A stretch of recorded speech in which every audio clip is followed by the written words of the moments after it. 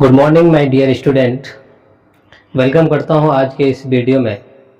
आज हम लोग क्लास 10th साइंस यानी विज्ञान के पहला वीडियो में साइंस का परिभाषा को जानेंगे।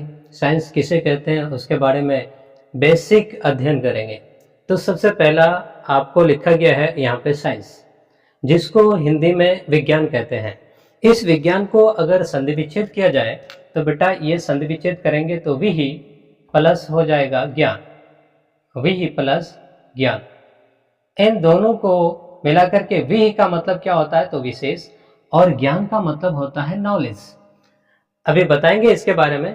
और जानना चाहेंगे तो यहाँ पे साइंस है। साइंस यानी विज्ञान। विज्ञान का पिता किसे कहा जाता है या विज्ञान का जनक किसे पूछा जाता है कभी, तो अगर बोलेगा कि विज्ञान का पिता या विज्ञान का जनक किसे कहते हैं तो बोलेंगे गैलीलियो को। साइंस ये किस भाषा का शब्द है तो बोलेंगे साइंस लैटिन भाषा का शब्द साइंटिया से आया है, जिसका अर्थ होता है ज्ञान प्राप्त करना, यानी ज्ञान अर्जित करना या अध्ययन करना। अब यहाँ पे देखते हैं तो विज्ञान का परिभाषा के बारे में देखा जाए तो विज्ञान क्लास 9th में पढ़ाया गया होगा कि सावधानी पूर्वक और क्रमबद्ध तरीके से किए गए प्रयोगों और परीक्षणों द्वारा प्राप्त ज्ञान को ही विज्ञान कहते हैं। लेकिन आज बेटा हम लोग विज्ञान का परिभाषा जो देखेंगे डायरेक्ट यहाँ पे अगर अंग्रेजी में देखना चाहते हैं तो लिखा गया है specific and systematic knowledge are called science. यानी हिंदी में अगर देखा जाए तो इसको बोलेंगे विशिष्ट और क्रमबद्ध। विशिष्ट मतलब होता है खास और क्रमबद्ध का मतलब होता है लगातार।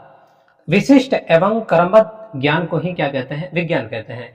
तो अब यहाँ से प्रश्न उठता होगा कि सर विशिष्ट और क्रमबद्ध ज्ञान को विज्ञान कहते हैं तो ज्ञान किसे कहते हैं। तो देखो बेटा यहाँ पे ज्ञान मतलब ज्ञान को अंग्रेजी में नॉलेज कहते हैं। ज्ञान किसे कहते हैं तो बोलेंगे फीलिंग ऑफ रियलिटी, मतलब जो सत्य का अनुभव कराता है, जो सत्य का अनुभव कराता है। एनालिसिस यहाँ पे देखो फीलिंग कराता है, अनुभव कराता है, तो वो आपका क्या कहलाता है नॉलेज यानी ज्ञान कहलाता है। अगला यहाँ पे है साइंस यानी विज्ञान, तो बोलेंगे सर्चिंग ऑफ रियलिटी, सत्य का जो खोज कराता है उसी को क्या कहते हैं विज्ञान कहते हैं। नॉर्मल सा चीज है, हम यहाँ पे अभी पढ़ा रहे हैं तो मुझे पढ़ाने के लिए यहाँ पे कुछ इंस्ट्रूमेंट की जरूरत हुई है, जैसे कि लाइट का होना, उसके बाद फैन का होना, ये सारा चीज। फैन के वजह से हमें ठंडा फीलिंग्स होता है और हम यहाँ पे बैठ करके ठंडा महसूस करते हैं और पढ़ाते हैं। इसी तरह से अगर ट्यूबलाइट नहीं होगा तो प्रकाश नहीं आएगी, प्रकाश नहीं होगी तो हम पढ़ा नहीं पाएंगे। तो यहाँ पे बैठ करके ये ट्यूबलाइट या पंखा जो देख रहे हैं वो सत्य का खोज है, वो सत्य का खोज है। लेकिन उससे जो ठंडक महसूस होती है तो वो अनुभव कराता है। यहाँ पे लाइट जो देती है तो ये भी आपका हमें क्या कराता है अनुभव कराता है। तो ये ज्ञान का अनुभव कराता है तो इसी को नॉलेज यानी ज्ञान कहेंगे, और ये सत्य का खोज कराता है तो उसको विज्ञान कहेंगे। अब यहाँ पे आते हैं साइंस। तो साइंस का क्लासिफिकेशन किया गया है, साइंस का वर्गीकरण किया गया है। तो दो ग्रुप में इसे बांटा गया है। तो एक को बोलते हैं रियल साइंस, जिसको हिंदी में वास्तविक विज्ञान कहते हैं, जिसको हिंदी में क्या कहते हैं बेटा वास्तविक विज्ञान कहते हैं। दूसरा इसका क्लासिफिकेशन हुआ है तो उसको बोलते हैं pseudo science. Pseudo science P बेटा यहाँ पे साइलेंट है, तो सीयूडो साइंस जिसको छद्म विज्ञान कहते हैं।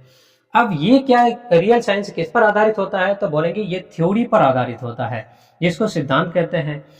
और ये आपका किस पर आधारित होता है pseudo science based on paradigm, ये अवधारणा पर। अब यहाँ पे प्रश्न उठता होगा सर ये सिद्धांत किस चिड़िया का नाम है और अवधारणा किसका नाम है।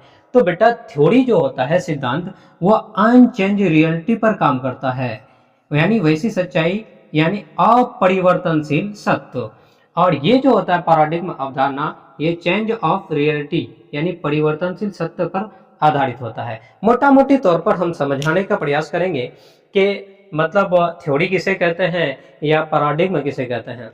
तो मान के चलो कि ये मार्कर है, ये मेरे हाथ में मार्कर रखा हुआ है। इस मार्कर को हम यहाँ पे नीचे अगर छोड़ेंगे तो ये अगर यहाँ से ऐसे करके छोड़ देते हैं तो ये सीधे नीचे आ जाता है। मेरे जगह पे कोई और लड़का को अगर यही चीज पकड़ा देंगे तो वो भी अगर ऊपर से छोड़ेगा तो नीचे ही आएगा, ऊपर नहीं जाएगा। हम अभी छोड़ रहे हैं तो भी नीचे जा रहा है, अगर कोई 2 साल बाद आकर के छोड़ेगा तो भी नीचे।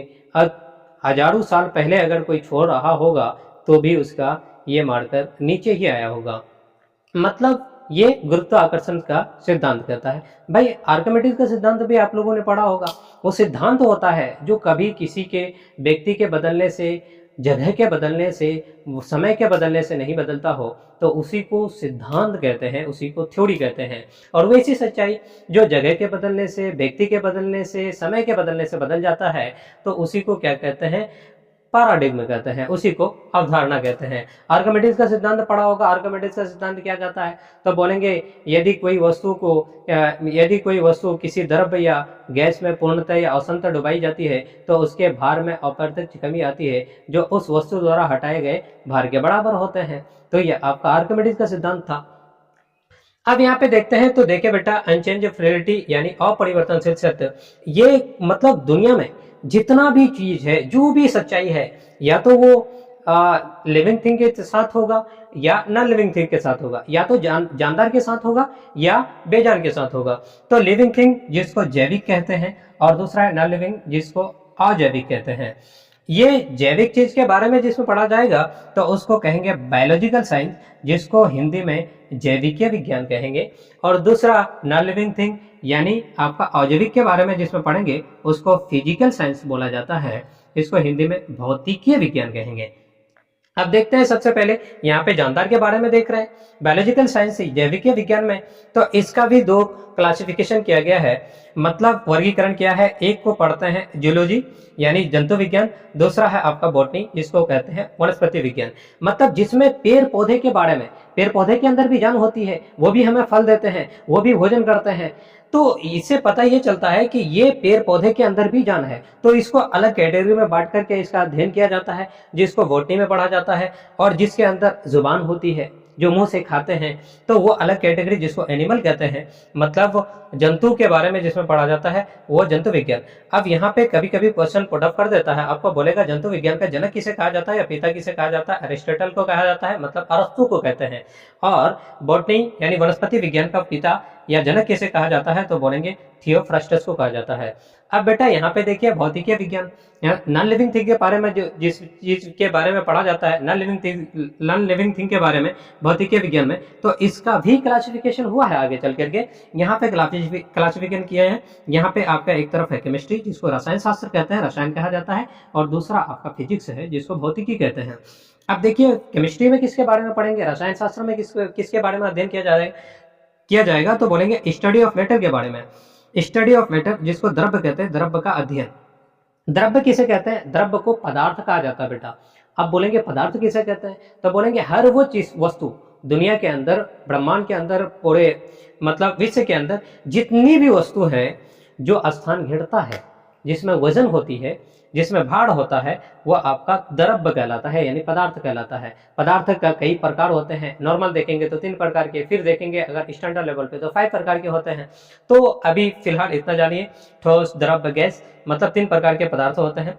तो पदार्थ यहाँ पे देखेंगे जिसमें पदार्थ के बारे में केवल अध्ययन किया जाता है, उसी को केमिस्ट्री कहते हैं। और यहाँ पे देखेंगे स्टडी ऑफ, फिजिक्स में किसके बारे में पढ़ा जाता है? Study of interaction between matter and energy, जिसमें मतलब पदार्थ और ऊर्जा, इन दोनों के अंत संबंध के बारे में अध्ययन किया जाता है, उसी को फिजिक्स कहते हैं।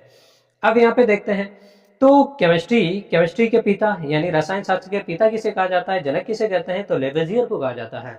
और इसी तरह से फिजिक्स यानी भौतिकी का पिता किसे कहा जाता है? न्यूटन साहब को कहा जाता है। ये आते हैं साइंस के बारे में। अब यहाँ पे थोड़ा सा पैराडिग्मा यानी चेंज ऑफ रियलिटी, परिवर्तनशील सत्य, इसमें तो ये अलग कैटेगरी में डिवाइड कर देते हैं। ये आपका आ जाता है सोशल साइंस में। सोशल साइंस जिसको फैकल्टी आर्ट्स पढ़ने वाले यही सब पढ़ते हैं, या तो इकोनॉमिक्स, पॉलिटी या सोशोलॉजी। तो यहाँ पे सोशल साइंस में आते हैं। सोशल साइंस में 3 सब्जेक्ट है। एक आपका क्या कहते हैं? इकोनॉमिक्स जिसको अर्थशास्त्र कहते हैं, दूसरा है पॉलिटी जिसको राजनीतिक शास्त्र कहते हैं, और तीसरा है सोशोलॉजी जिसको समाजशास्त्र कहते हैं। बेसिकली देखेंगे अगर ये ऐसी सच्चाई नहीं होती, मतलब वैसी सच्चाई जो जगह के बदलने से, व्यक्ति के बदलने से और समय के बदलने से बदल जाता हो, तो उसी को पैराडिग्मा कहते हैं। और पैराडिग्मा यानी चेंज ऑफ रियलिटी, इसी को स्यूडो साइंस या छद्म विज्ञान कहते हैं। तो देखिए इकोनॉमिक्स में कुछ नीति आता है, जैसा कि उदारीकरण, निजीकरण और वैश्वीकरण। तो ये मतलब तीनों नीति है, तो ये अलग अलग कंट्री में अलग अलग चीज़ अलग अलग तरीके से इस्तेमाल होता है। जैसा कि उदारीकरण, निजीकरण और वैश्वीकरण के बारे में पढ़ेंगे, तो अमेरिका में इसका नीति कुछ और होता है, मुल्क हमारे हिंदुस्तान में देखेंगे तो यहाँ पे कुछ इसका नीति और होता है। कहीं पे ये बेनिफिट करता है तो कहीं पे ये हरासमेंट की ओर लेके जाता है। इसी तरह से पॉलिटी में देखेंगे तो डेमोक्रेसी आता है। डेमोक्रेसी, अमेरिका का डेमोक्रेसी कुछ और है और हिंदुस्तान का डेमोक्रेसी अपना भारत का कुछ और है। इसी तरह से पार्लियामेंट्री सिस्टम को देखेंगे तो अमेरिका, यूके का अलग है और हमारे हिंदुस्तान का अलग है। अब यहाँ पे सोशोलॉजी में आते हैं, समाजशास्त्र में। तो समाजशास्त्र में क्या होता है, तो बोलेंगे समाजशास्त्र में देखा जाए तो यहाँ पे अपने फंडा, गांव देहात में जो रहते हैं, समाज में रहते हैं, तो वहाँ पे अलग अलग लड़के अपने एंगल से हर एक चीज को सोचता है। सब मोटा मोटी तौर पे मैं समझाने का प्रयास करता हूँ। देखो, कोई भी लड़का है तो सबके दिलो दिमाग में रहता है कि मेरा कोई गर्लफ्रेंड हो, लेकिन कोई लड़का ये नहीं चाहता है कि मेरी बहन का कोई बॉयफ्रेंड हो। तो अगर ये सच्चाई होता तो भाई अपने लिए अगर सटीक होता है तो दूसरे के लिए भी तो ये सच होना चाहिए। नहीं, बिल्कुल नहीं। कोई सच्चाई ऐसी होती है जो अपने लिए होती है लेकिन दूसरे के लिए वही चीज बुरा लगते हैं। तो इसी वजह से ये सच्चाई ऐसी सच्चाई है जो आदमी के व्यक्ति के बदलने से बदल जाती है, या जगह के बदलने से बदल जाती है, या समय के बदलने से बदल जाती है। तो ये आपका सीओडी साइंस में उसके बारे में अध्ययन करेंगे। तो अगला क्लास में हम लोग जो देखेंगे, हम लोगों को पढ़ना जो पड़ेगा, या तो पढ़ेंगे आप क्या कहते हैं बायोलॉजी, मेरा सेक्शन आएगा बायोलॉजी, उसके बाद कहते हैं फिजिक्स आएंगे और केमिस्ट्री आएंगे। अगला क्लास में देखेंगे। तो आज के लिए बस इतना ही। Thank you all of you.